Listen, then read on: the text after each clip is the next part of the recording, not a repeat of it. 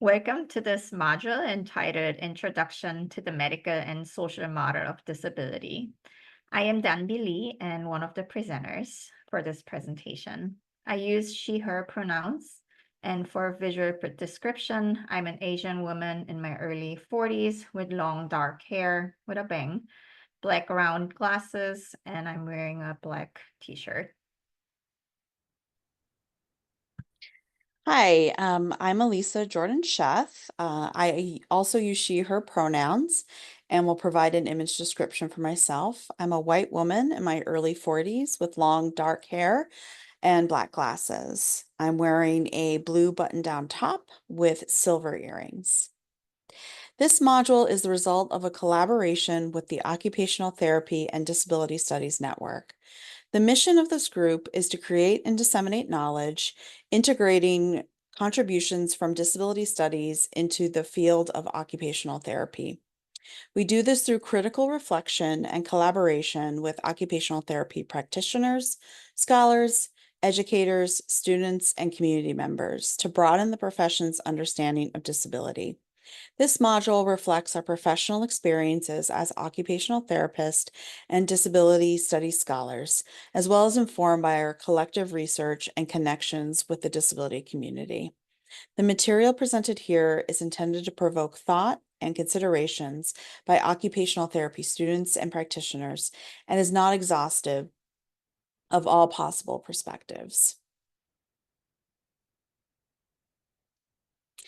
We have 4 learning objectives for this module. By the end of the session, you will be able to describe the medical and social models of disability, describe how different models of disability define disability, and identify the medical model in practice and its impact on clients, and identify how practice can be informed by the social model.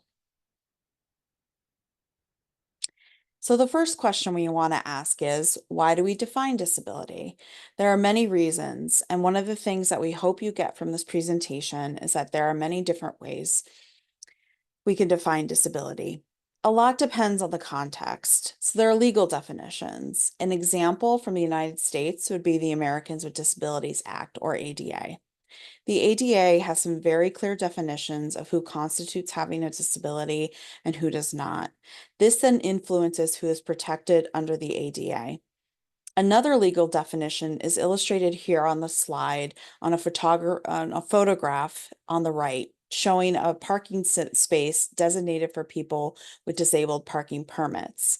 It features the disabled parking symbol of a white stick figure drawing of a person in a wheelchair on a blue background painted on the asphalt. Programmatic definitions are also important to consider.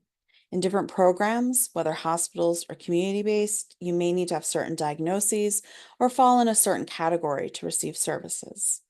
So that may be a really important definition to consider. Who's included and who's excluded in programmatic definitions of disability. This could also be from large-scale and public health considerations too. One example would be who is eligible based on disability or diagnosis at different times for the COVID-19 vaccine rollout. Clinical definitions can have similar implications to programmatic definitions regarding access to services, as well as insurance billing, coding, and how services are paid for. Scholarly definitions can impact research funding and participation. How does defining disability impact inclusion and exclusion criteria? For example, recently the United States government has been debating whether or not disability counts as a historically marginalized or underserved community. This can have significant impact on how research is funded and who receives support from institutions, such as the National Institutes of Health. And last, we have personal definitions. Some of us may have our own identities and experiences around disability and how we define that for ourselves. And if you consider your own definitions and talk to people who identify as disabled, you'll find many variations on how they look at disability for themselves. Maybe for some, disability is not static and heavily dependent on the environment, while for others, it may feel like an essential part of their identity and daily life. We also may view disability in the context of who we do not consider disabled. There are a lot of different ways that we define disability that may have big implications. So it's always important to think about how this is defined in certain contexts.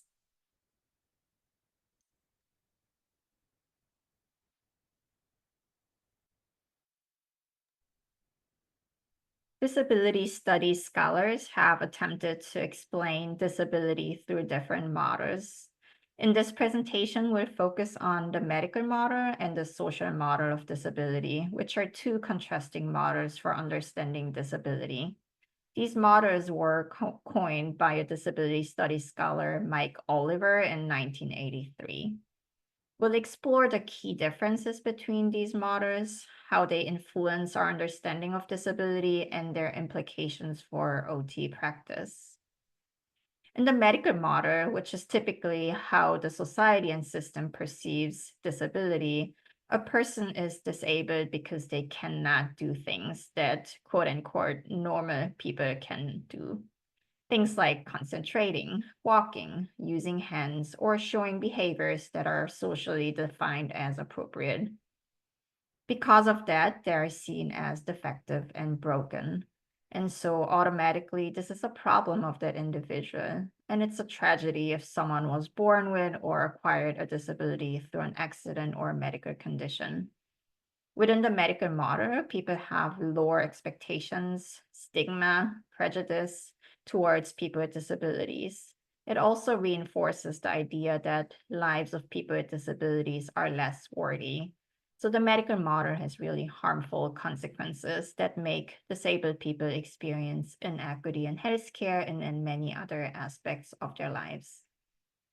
In the social model, impairment is part of naturally occurring human variation, and disability is a result of societal barriers and attitudes rather than the impairment itself. It argues that individuals with disabilities are disabled because society is structured for non-disabled people and is built upon ableism. If the world were instead universally designed, disabled people wouldn't experience exclusion and participation barriers, which highlights how disability is a social problem resulting from societal oppression. In a social model framework, impairments and medical symptoms such as pain would still exist, but people wouldn't face exclusion.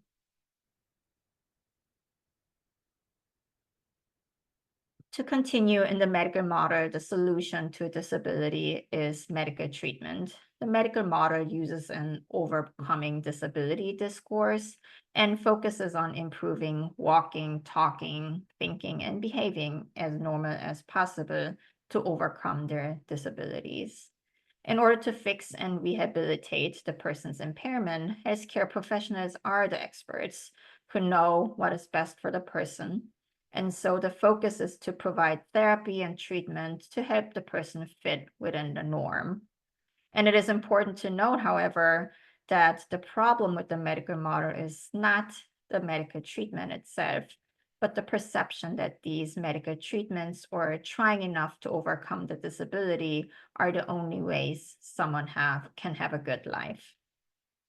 In contrast, solutions with the social model include changes to the environment and systems, as well as normalizing disability and promoting inclusivity. This approach focuses on altering societal attitudes and structures to better accommodate and support people with disabilities. And while the goal in the medical model is to overcome disability, in the social model, the focus is on improving external factors, such as confronting ableism and addressing environmental barriers. Within the social model, the society has the responsibility to remove these barriers and increase access and equity. In addition to the medical and social models, there are many other frameworks that conceptualize disability in different ways. One is the tragedy model. Some feel that disability is a tragic result or misfortune, potentially even connected to or a punishment for past family actions. In this model, disability is seen as defective and potentially even dangerous. This model is often reflected in cultural and media narratives about disability. I'm sure we can all think of tragic or evil characters in books, movies, and television where disability is used as a plot device to invoke certain responses from the audience. Connecting to the tragedy model of disability is the charity model of disability, which frames disabled people as deserving of funds and services as long as those supports are controlled by organizations run by non-disabled people. The charity model relies on fundraising appeals based on pity, low expectations, and inspirational narratives for disabled people, rather than the acknowledgement of disability rights and justice as a driver of supports. Fundraising may also focus on finding cures for or eliminating a particular disability or disease, rather than empowering people living with those conditions. Ultimately, the charity model views disabled people as dependent on non-disabled people for survival and participation in society. The biopsychosocial model is increasingly seen more in healthcare and rehabilitation services. This model is integrated into the World Health Organization's International Classification of Functioning, Disability, and Health, also known as the ICF. In the last 20 years or so, there has been a shift to include not just body functions and structures, but also looking at environmental and participation factors. This model helps us look at disability in a much more holistic way, beyond individual diagnoses and impairments. More recently, models such as Alison Kafer's political relational model of disability have built off the social model and incorporated more intersectional perspectives, including those from race, gender, and queer studies. This model recognizes the disabling impact of environments and cultural attitudes while emphasizing that disability is a political identity impacted by structural inequities and power differentials. Kafer's work also encourages us to consider how healthcare is a political context that is not separate from dominant culture and ideologies.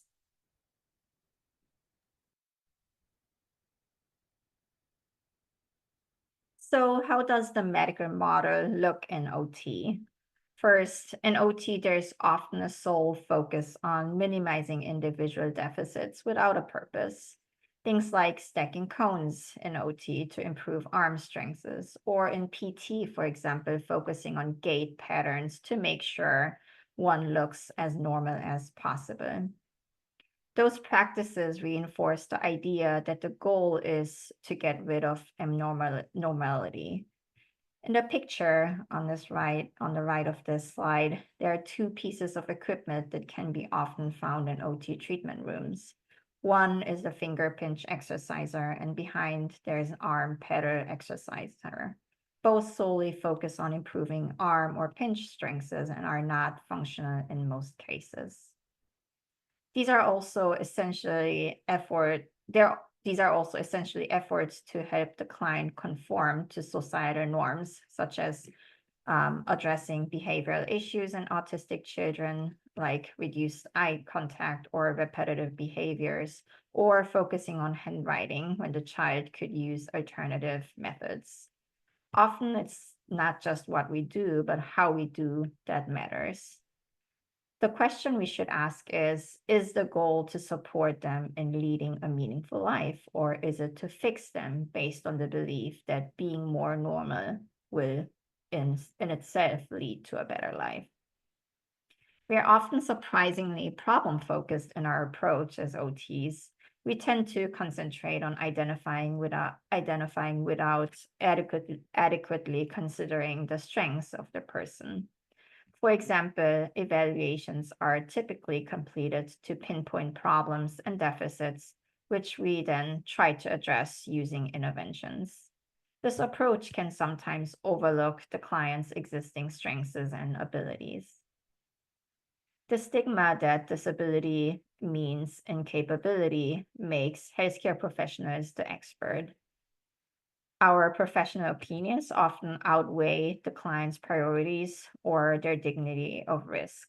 For example, in discharge planning or in IEP planning, it is common to dismiss input from the clients or kids with higher support needs, or from parents who may not have the time to attend a meeting, because we believe we know what we need to be done. And that's a result of that.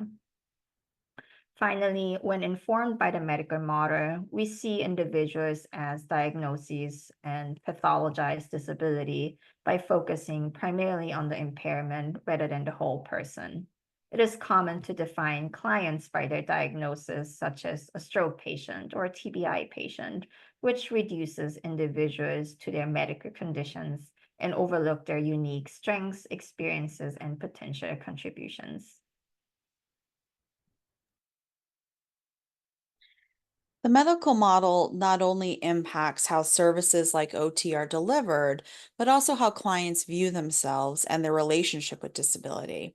For example, Norman Coons describes the impact of receiving occupational therapy and physical therapy services as a child in this quote on the screen.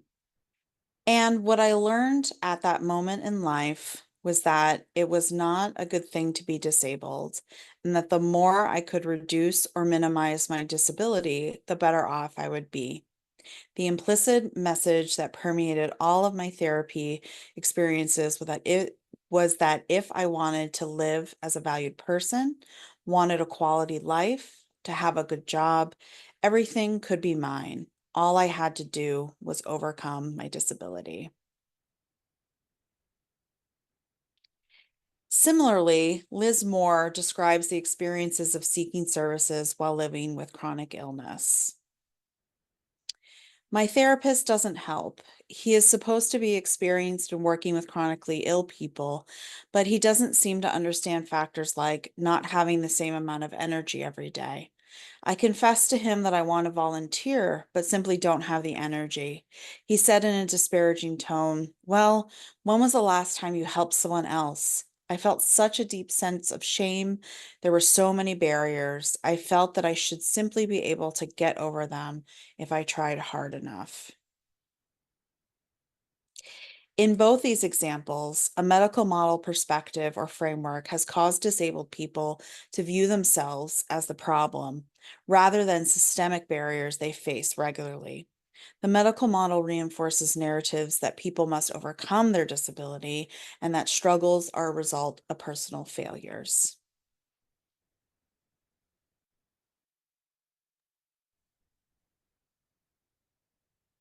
Now, what are some ways to infuse the social model in practice?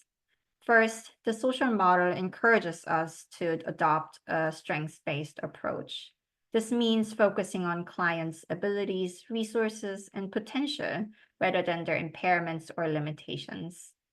In her Eleanor Clark's Lego lecture, Dr. Christy Patton pointed out how OTs often focus on deficits while giving lip service to a person's strengths. In order to use a strengths-based approach, we need to truly understand what the strengths of the person are without focusing on the limitations only, and how to build on those strengths to support meaningful engagement. Strengths-based practice also involves providing opportunities for individuals with disabilities to gain a sense of empowerment and build a positive disability identity. As a clinician, you can educate them about their rights and ableism and help them connect to the disability community and role models. We talked about how in the social model, disability arises from environmental and societal barriers rather than just individual impairments.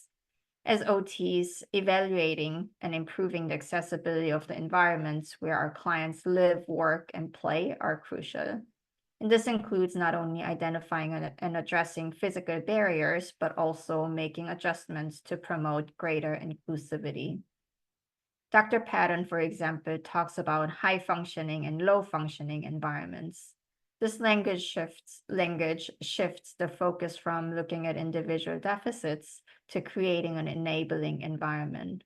For example, as a school-based OT, one can evaluate the accessibility of the physical environment as well as the learning approaches used in the classroom, then teach teachers and caregivers about how to create a high-functioning environment for kids with disabilities by integrating universal design of learning or by addressing other access needs.